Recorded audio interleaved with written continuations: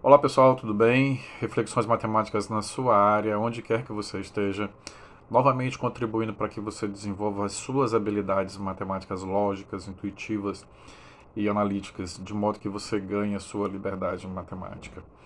Eu me chamo Gilberto Júnior, sou pós-graduado em matemática, com mestrado e doutorado na área de matemática. Sou professor e pesquisador de uma universidade pública federal.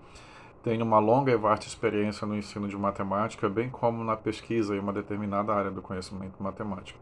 Então eu estou aqui para ajudar você, para compartilhar todo o conhecimento que eu tenho, para que você consiga agregar valores intuitivos, valores lógicos e valores analíticos.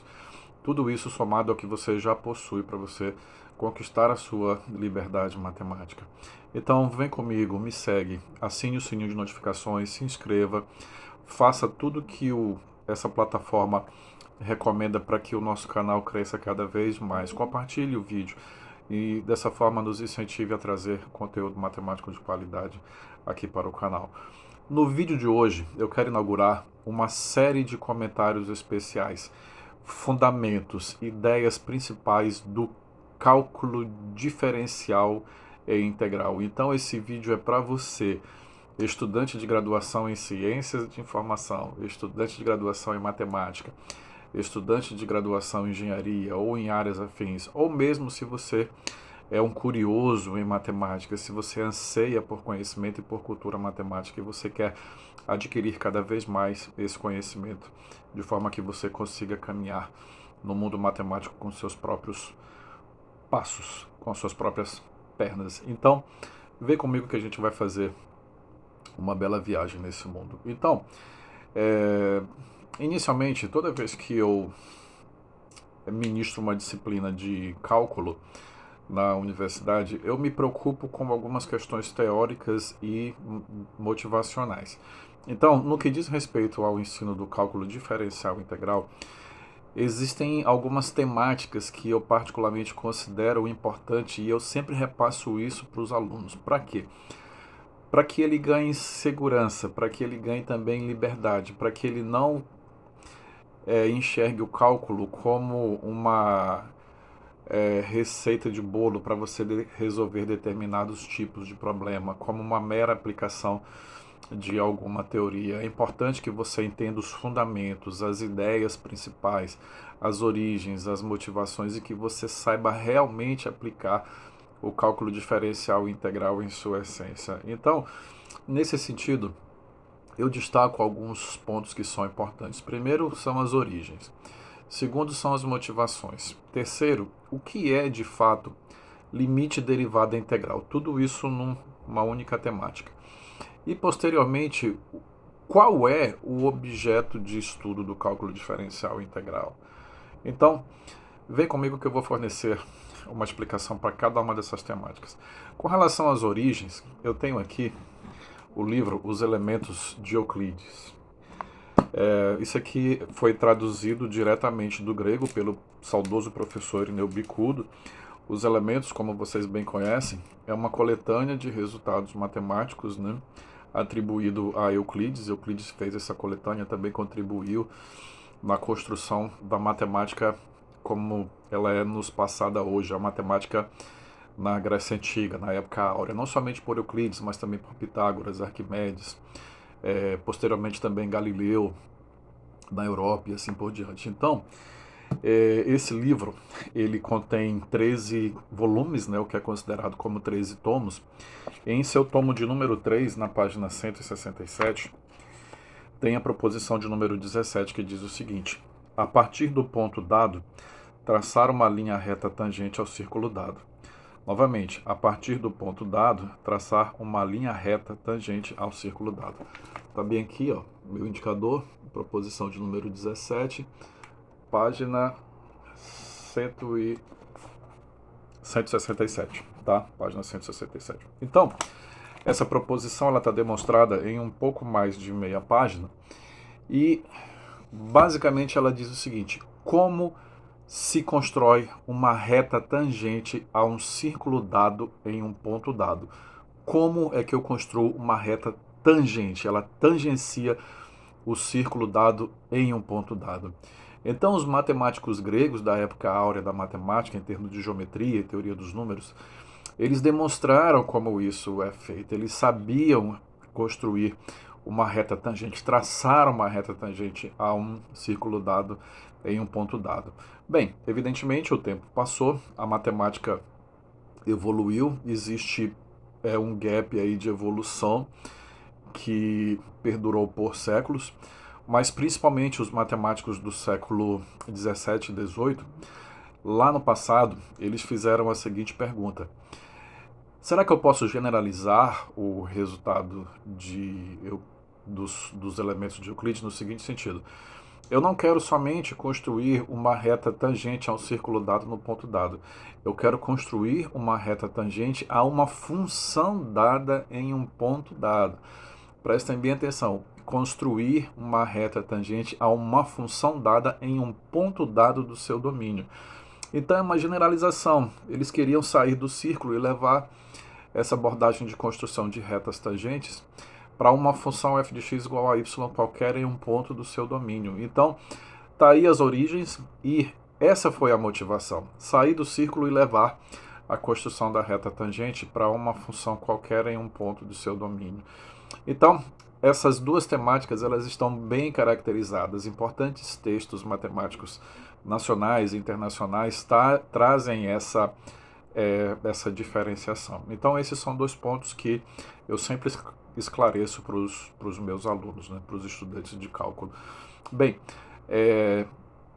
a segunda temática, o segundo ponto, é que muitas das vezes nos é repassado que o cálculo diferencial integral ele é o estudo de limites, derivadas integrais. Ou seja, será que o cálculo diferencial integral realmente ele é o estudo de limites, derivadas integrais? Bem, no certo sentido, essa resposta, essa consideração ela é verdadeira.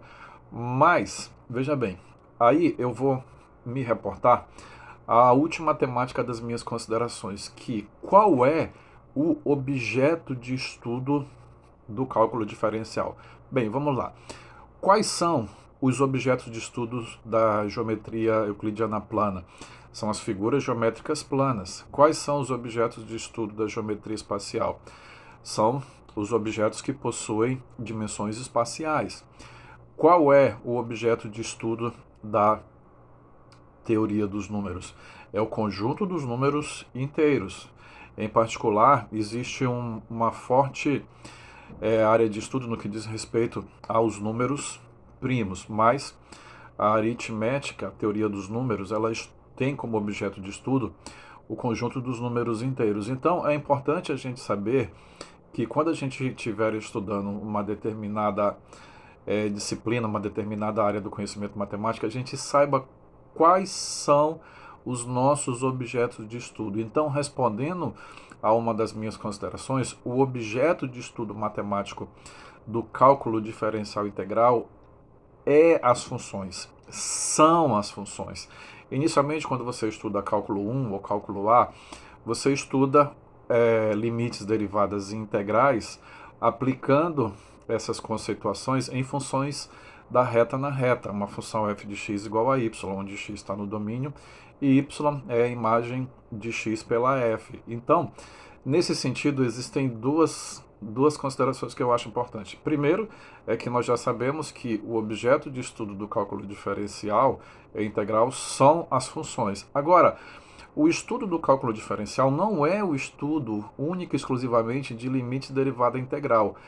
São aplicações dos limites de derivadas integrais à análise do comportamento das funções.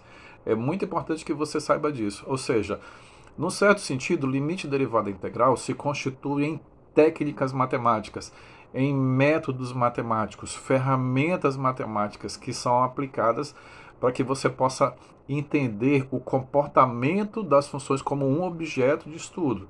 Então, se nós estamos estudando as funções como objeto de estudo do cálculo diferencial integral, a gente precisa de ferramentas para poder analisar essas funções.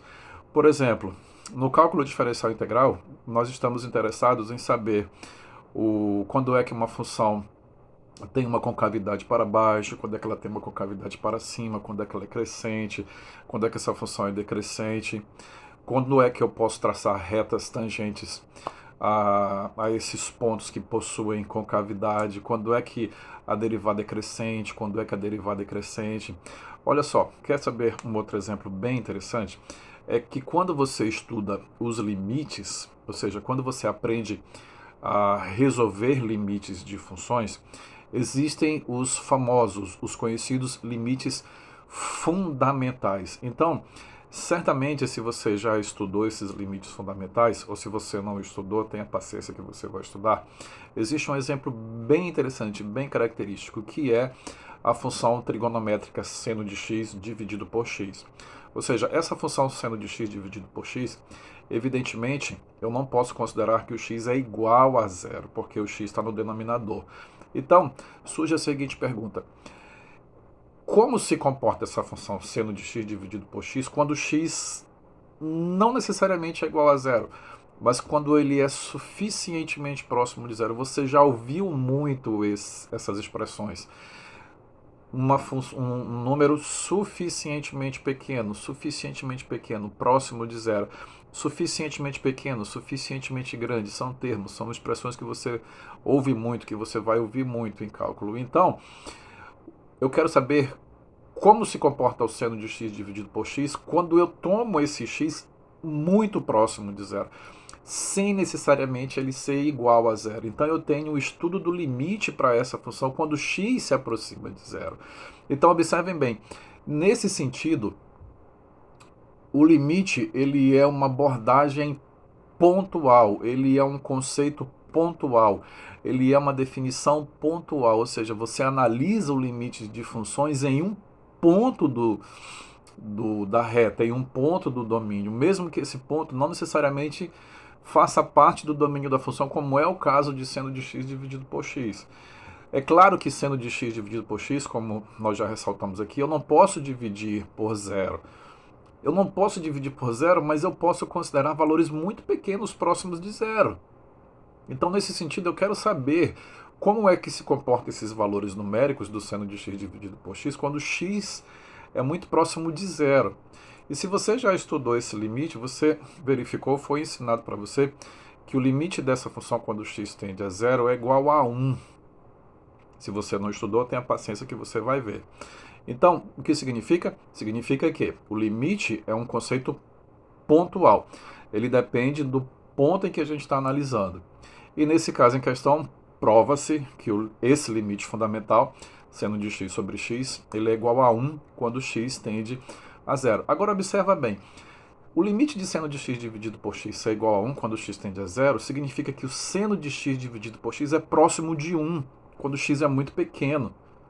Entendeu? Ou seja, quando a gente calcula o limite, a gente está calculando a aproximação, ou seja, um valor numérico aproximado para aquela função quando o x converge para um determinado ponto. Então, nesse sentido, seno de x dividido por x é um número próximo, é um valor, uma expressão completa próxima de 1, mas quando o x é próximo de zero.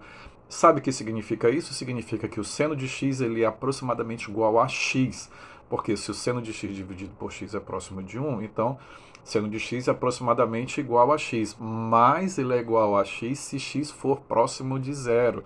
Não funciona se x for muito grande ou tomar outro valor. Então, veja bem, nós temos uma importante propriedade analisando essa função, esse limite especial, esse limite fundamental, a partir dessa análise. Ou seja, eu sei que o seno de x, através dessa análise de limite, é aproximadamente igual a x, mas se x é pequeno, o que significa isso? Que o limite do seno de x sobre x é igual a 1. Confere nos principais livros, textos matemáticos, que você vai chegar à mesma conclusão que eu estou passando aqui para vocês. Então, percebam que limite é um conceito que depende do ponto que você está analisando. E não necessariamente esse ponto precisa estar no domínio da função. Por quê? Nesse caso em particular, o seno de x sobre x, que é igual a 1, eu quero saber esse comportamento quando x é suficientemente próximo de zero. Então, são 4 questões, são 4 temáticas que eu sempre destaco nos cursos em que eu trabalho. Primeiro, as origens. Segundo, a motivação. Terceiro, destacar que limite, derivada, integral são ferramentas, são métodos matemáticos que você tem à sua disposição para estudar o comportamento das funções, tá? Ou seja, o estudo de cálculo diferencial integral, ele não é somente o estudo de limites, derivadas e integrais. Limites, derivadas e integrais, entendam que é um conjunto de ferramentas para nós analisarmos as funções como objeto de estudo do cálculo. Então, a partir do momento que você se assegurar dessas questões que eu estou compartilhando com você, certamente você vai ter um pouco mais de segurança mais para frente e um pouco mais de sucesso e bastante sucesso ao analisar questões de cálculo diferencial integral. Então, esse é o meu primeiro recado. Esse é uma das bases fundamentais do cálculo diferencial integral que eu quero passar para você. Lembre-se, motivações, origens, motivações, limite e derivadas integrais como métodos matemáticos, como ferramenta matemática para você aplicar ao objeto de funções do cálculo diferencial integral, que são as funções. E certamente, além do limite ser uma conceituação que depende do ponto que você está analisando, assim também o é a definição, o método matemático de continuidade. Assim também é a derivada e assim também vai ser a integral, num certo sentido que a gente vai passar a discutir posteriormente, tá? Então, esse é um primeiro recado que eu quero passar para você, tá? Entenda, limite, derivada e integral são ferramentas para auxiliar você no estudo do comportamento das funções. E tudo isso é uma abordagem que depende do ponto que você está analisando. Posteriormente, eu vou trazer aqui dicas, comentários especiais, sugestões de bibliografias que são clássicas nessa área, para que você consiga se situar e contrastar tudo que eu estou falando em relação ao estudo que esses livros trazem. Mais uma vez, eu peço a sua gentileza de se inscrever no canal, assinar o sininho de notificações, compartilhar esse vídeo com o maior número de pessoas para nos incentivar, para que a plataforma entenda que o nosso canal possa crescer mais e contribuir de forma efetiva, de forma segura para o seu crescimento matemático. E tenha plena convicção de que se você estudar, de que se você entender essas questões que são paralelas ao ensino técnico de cálculo diferencial integral, você vai ter pleno sucesso nas suas futuras realizações matemáticas. Um grande abraço, pessoal, e até o próximo vídeo.